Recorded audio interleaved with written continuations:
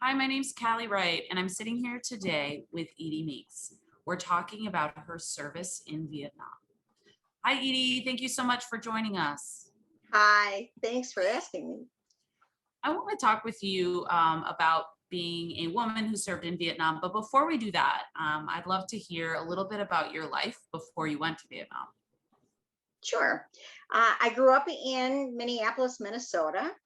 I went to St. Mary's School of Nursing in Rochester, Minnesota. And from there, I did a stint with a missionary group in north central British Columbia called the Frontier Apostles. And from there, I went down to visit my brother, who was selling encyclopedias door to door in Hollywood. So that was quite a big change for me. And just decided to stay, walked into a hospital and said, do you have a job? They said, can you start tonight? It was that easy back then. And so I stayed there. Then while I was there, my brother was drafted and he joined the Marine Corps. And I was in Los Angeles while he was in Camp Pendleton, which is south of Los Angeles. And I went to his graduation down there. And I thought to myself, if something happened to him, I would want someone there who really wanted to be there, who really wanted to take care of these guys. And so I went back to Minneapolis for Christmas. And in February, I joined the Army Nurse Corps. That's how it went. Edie, where were you stationed in Vietnam, and what kind of work did you do there? I was stationed at the 3rd Field Hospital in Saigon for 6 months, and I did intensive care nursing there. And then from there, I went to Pleiku, which is in the Central Highlands, and the 71st Evac Hospital, and I did intensive care nursing there.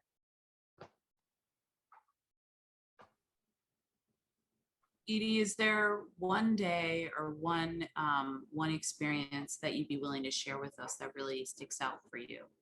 Oh, wow. There were so many of them.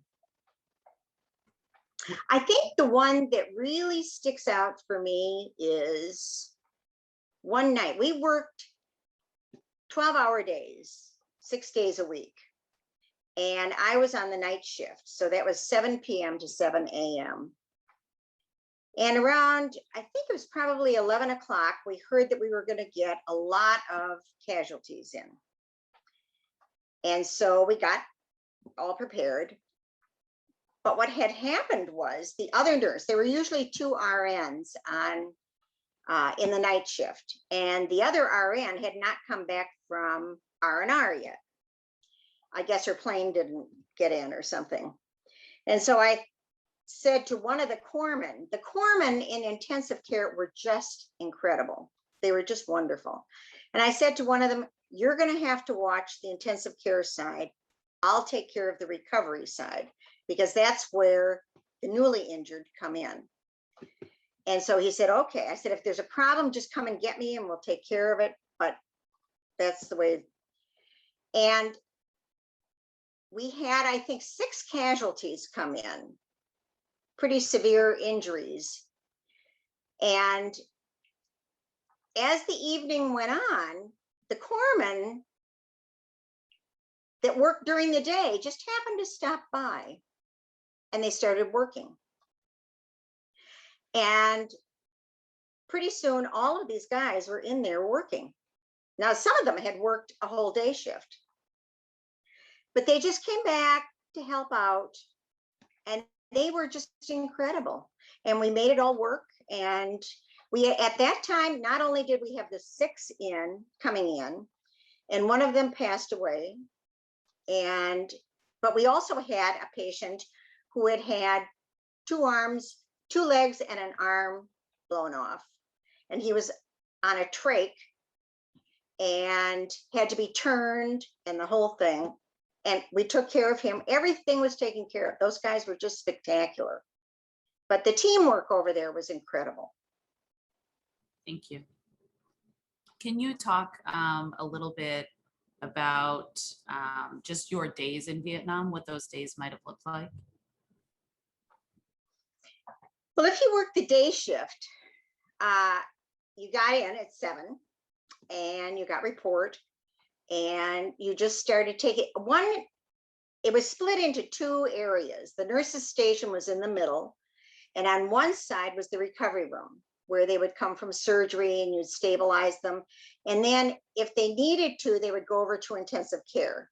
They might be just sent up to a ward if their injury wasn't that bad after surgery. And what we would do in intensive care is stabilize the patients enough so that we could send them to Japan.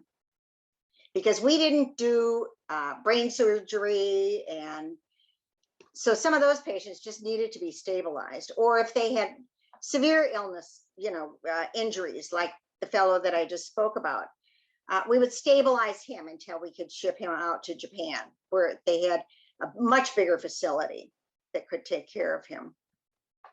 Edie, what were some of the challenges of being in Vietnam for you?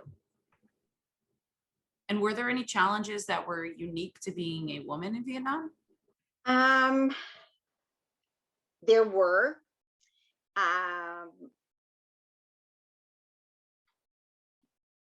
Back then, nurses were not really what I call warriors. They were nurses that took care of the guys who were the warriors. We were not allowed to carry weapons of any kind. Some had them, but they were not allowed to carry them. And the whole attitude back then, now you have to remember that this was the late 60s and things were just starting to change for women. So that one of the things that the regular soldiers were very, very protective of the women. And they were very happy to see, American nurses there if they woke up and had been injured. For me, it was more of the officers that you might have a problem with, because some of them felt very entitled. I had to say this, but the Air Force guys felt very entitled. They thought they were the bee's knees. And so you really had to get yourself out of some sticky situations sometimes. How do you think it has changed in the last, since you served? Do you think there's been this shift and this change for women serving? I think there's been a big shift in allowing them to serve. I think that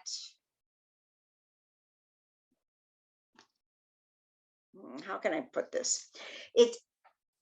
The service itself is what I consider a violent occupation. You're there because you may have to go to war. And so the women who are totally capable also have to deal with the testosterone that's flowing around. And they don't necessarily these days have the protections that they should have.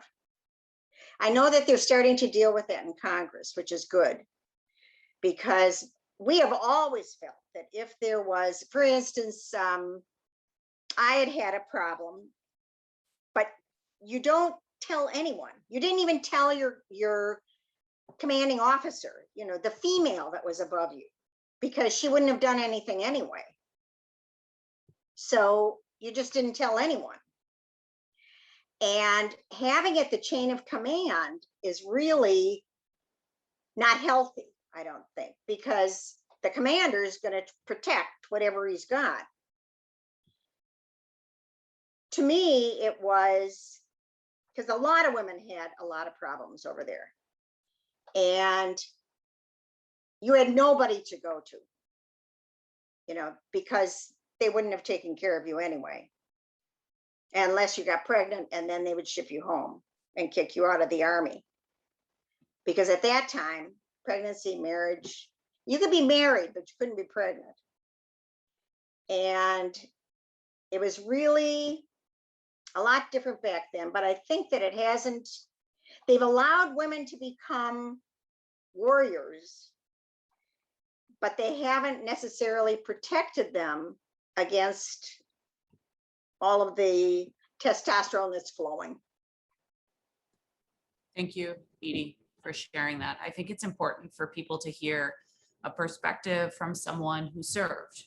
You know, we can read about things in the news and we can talk about them, but it's really valuable to hear from someone who actually served and was in the military. So thank you. I was hoping that maybe you would speak to me a little bit about when you came home and what that experience was like. Well, we were told by the nurses that came in, because we didn't go as a group, we came as individuals and were inserted into different hospitals as other nurses went home. And the incoming nurses to a person said, take your uniform off as soon as you get into country, because your welcome will not be a happy one. And so by the time I left Vietnam, I was so disgusted with the Army and the government, and that I went into the bathroom in the airport, took my uniform off and threw it in the trash and put on other clothes. I was just so disgusted. And then went home. I still had 6 months left to serve, but I just threw my fatigues away, my boots, everything. And the welcome was not a good one for a lot of people. You know, listening to some of the gals that I served with talk later on, that their reception was not the best in the world. Not only that, but what happens was, you knew when you were going to be going home. You had to work right up until the end. And so you may be working on a bunch of wounded guys. Then it's time for you to leave. You get in the bus, you go to the airport, you fly to San Francisco, and all of a sudden, within 24 hours, everything has changed.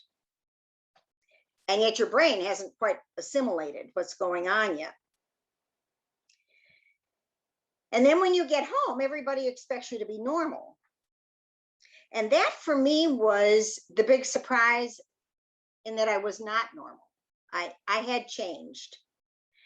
And I can remember years after that, I think it might have been Harvard, did a study on women who had served in Vietnam.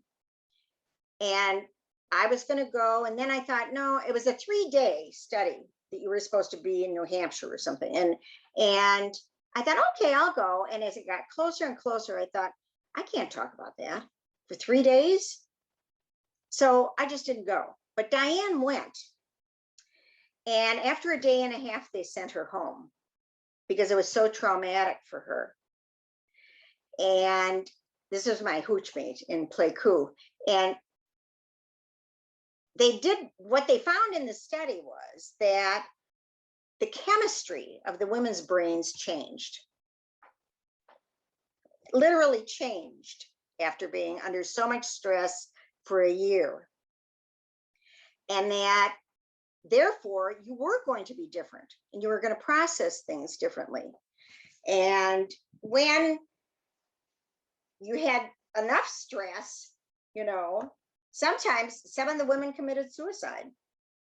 There was no place to go. I mean, I can remember hearing one of the gals talk about, they went to the VA. This was early on. And what they did, they really didn't know what to do with women. So they put her in a men's Vietnam group. And what she started doing was being the nurse and taking care of these guys, which meant that she wasn't getting help at all. Because our experience was so different from the guys. Ours was like the negative of the picture that the guys had. You know, whenever the helicopter would come, they would think, oh, thank God we're getting out of here. We're going to be saved. We would think, oh, terrible bad news. All these guys are coming in, you know. So it was like a whole different perspective.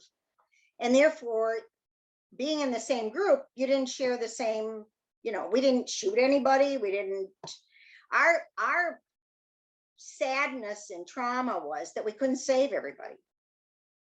I mean, that for me was one of the really tough things, was that we could work and work and work, but you just couldn't save everybody. Edie, in Vietnam, your hooch mate was a woman named Diane Carlson Evans. Yes. She will become known as the founder of the Women's Memorial down on the Vietnam Veterans Memorial campus. What was your experience like living with Diane in Vietnam?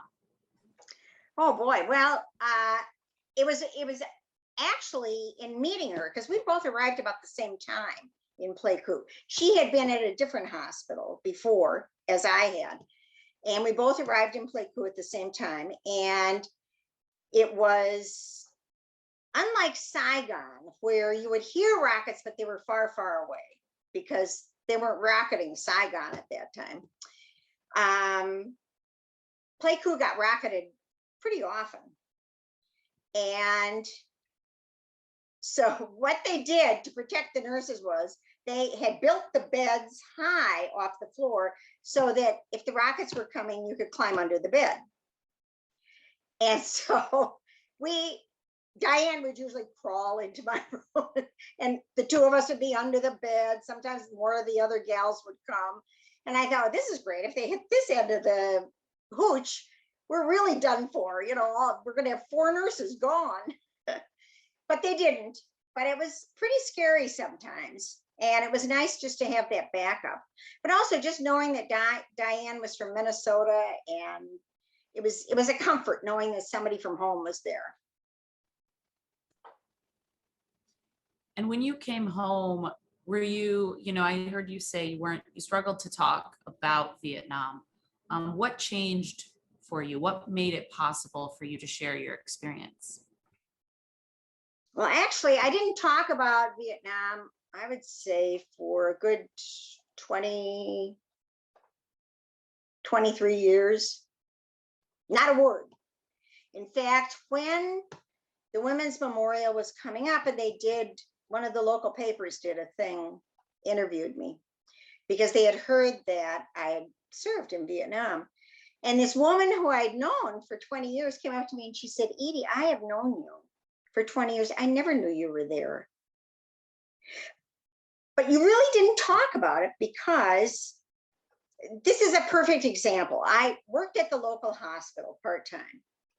And before I started in the OR, I worked on the floor, and I walked into a patient's room, and the patient said, oh, I heard that you were in Vietnam. What was it like?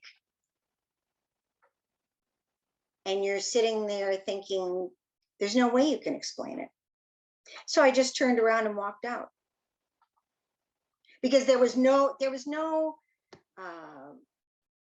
little sound bite that you could say that would tell people what it was like. And so you didn't even try. And it was when Diane first said, please, please, please talk, I said, well, I'll think about it. But at that time, my daughter was going to Mount Holyoke College, and she was taking a course on the 60s. And I said, is that history already? But it was. And they were doing 8 hours on Vietnam. She said, Mom, there's a guy here that teaches a course on Vietnam. And he starts the course by saying, you women will never know what it's like to be at war. And she said, being the little feminist, she said, Mom, can you come up here and talk? And I said, well, ask your instructor and see if he'll let me talk. And if so, I'll come up. I'd never talked about this before. And so I went up to Mount Holyoke, and it was really tough because first they played a documentary called Letters from Home, which was, just about kills you. And then I was supposed to get up and speak. So, but my daughter gets up and she says, I'd like to introduce my mom, Edie Meeks. She was a nurse in Vietnam, and I'm so proud of her. And that was the first time anybody had said that. And it was really an amazing thing. And then I started talking, and I think the reason why it was a blessing for me to do this at Mount Holyoke was it's still an all women's college, and these women are used to listening to women and to valuing what they say. They may not agree, but they certainly agree that you have the right to say it. And in front of a lot of men's groups, you have to explain why you're there. For them, they just said, of course you're here. This was the feeling I got. Of course you're here. Of course, tell us. And so I started saying that I had served in Vietnam. And I said, I don't know the history of Vietnam, but I'll tell you what it felt like to be a woman over there in the service. And then I proceeded to talk. And at the very end, when we were leaving, the young women would come up and say, thank you, thank you. The very last little gal said to me, oh, Mrs. Meeks, I would have welcomed you home. And I thought, maybe it takes the next generation to really welcome us home. Because the people who didn't go to Vietnam still have a difficult time. And that's even true today, that I don't know what they're feeling, but for me, it's like, we did this service. Where were you? Our organization, we've been talking about PTSD a lot recently. And I know that women who served certainly experienced trauma as well. Can you speak a little bit about how the women in PTSD in Vietnam as opposed to the men in the PTSD in Vietnam? Do you think the services have gotten better? Do you think there are enough services for women who came back? When I first went to Castle Point, which is right in Beacon, actually, it's a wonderful VA hospital. And they really didn't know what to do with a woman who served in Vietnam. But they gave me this nice young psychologist, and together we worked to see what the PTSD really was for women and how it affected women. And we learned together, I think. And he was wonderful. He was really wonderful. And he sent me to the right places when it came up with the sexual trauma. He sent me to the right person to talk to, and that kind of thing. And I've always had the psychiatrists that I've had there have been wonderful. They've actually, after him, they've all been women, and they have listened.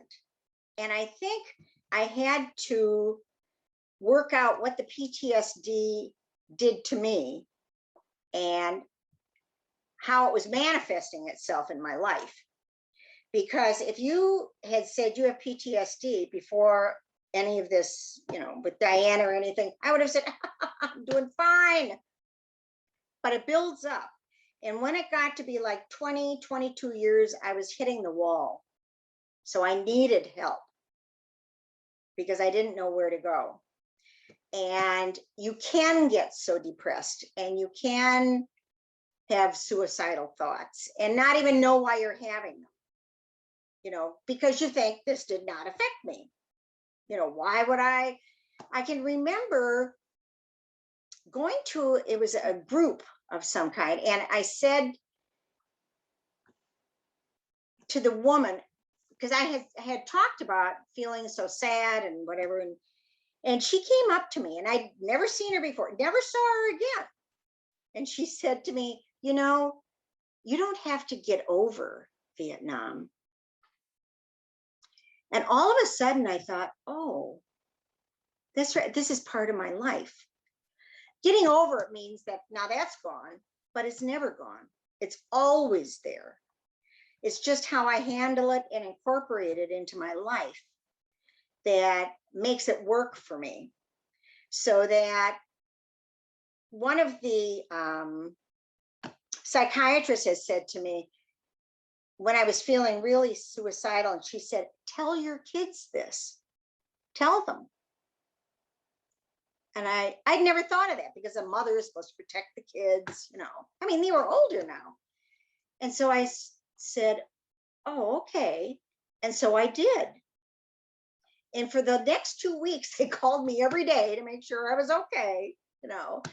But I thought, yeah, I can reach out and ask for help. Whereas before I was the rock, you know. Well, I'm not. I'm just a human being. And this has affected me. This 1 year changed my entire life.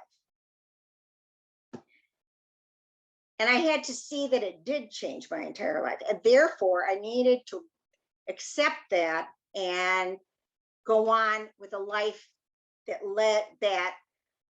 had a year of terror and horror, and so that I could make it all work. Do you have any advice for other women serving today or Vietnam about talking about it when you get home?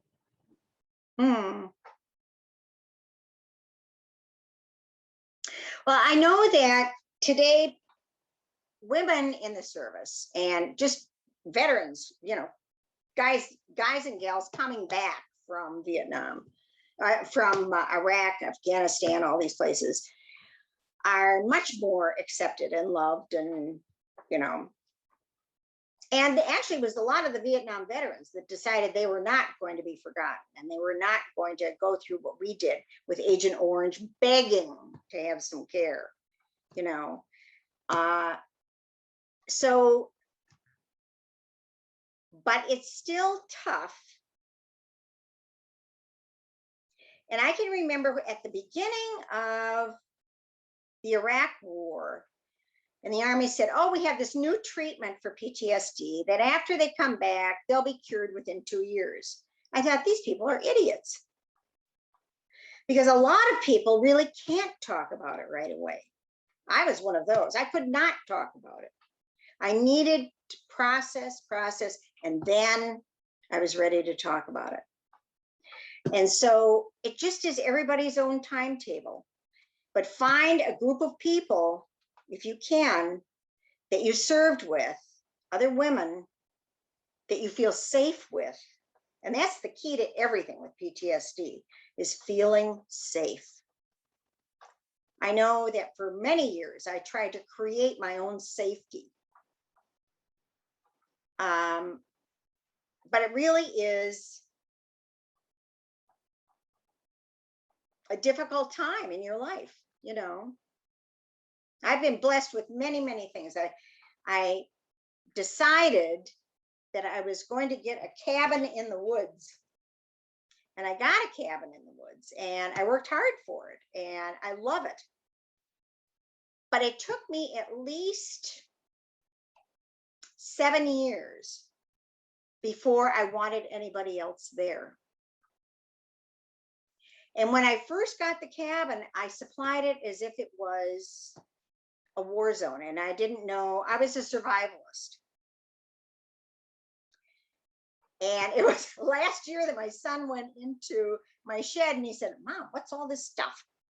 And I said, well, just in case. He said, have you ever used this? I said, no. He said, then it's going. It's 15 years old. Get rid of it. And so he piled it all in a pile, and it went to the dump. And in a way, that was very freeing for me. you know, because now I know that this is part of my life and that I'm not alone. I don't have to just protect myself. And that's a big thing. Can you talk about the first time that you went to the Vietnam Veterans Memorial campus to see, and you saw the wall and also the Women's Memorial? Oh boy.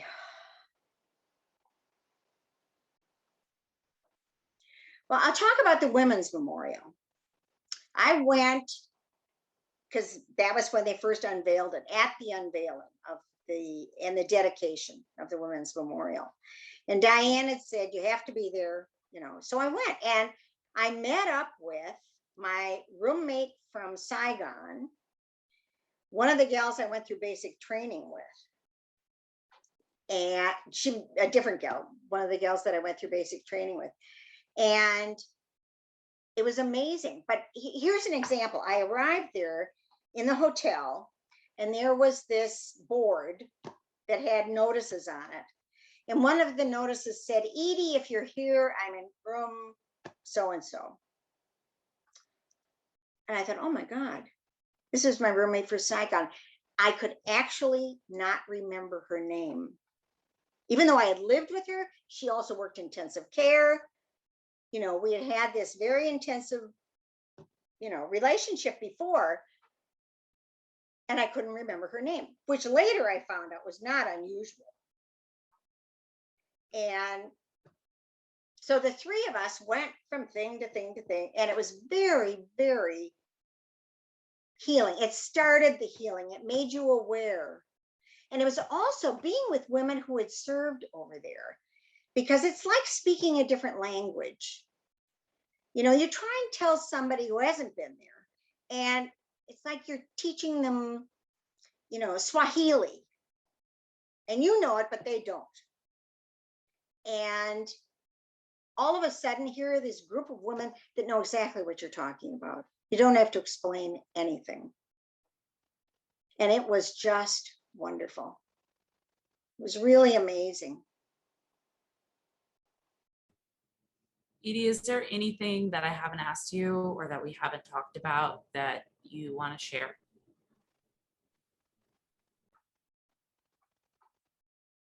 The thing that immediately comes to my mind is that in the healing, I remember I had a job where I had to travel a lot. I had to meet someone the next day in DC. So I got a hotel room, and I went down that evening to the wall. Now the wall is so powerful anyway. I mean, it's just an amazing monument. And I found where the time was that I had been there. And I touched the names. Now I could not remember any of the names of the guys that I took care of, because they were only there like a day or two. We were stabilizing them, and then they went someplace else. But I remember touching the names of that time period, and all of a sudden I just started sobbing. And I just started saying, I'm sorry. I'm so sorry that I couldn't heal you, that I couldn't save you. I'm so sorry that you had to die.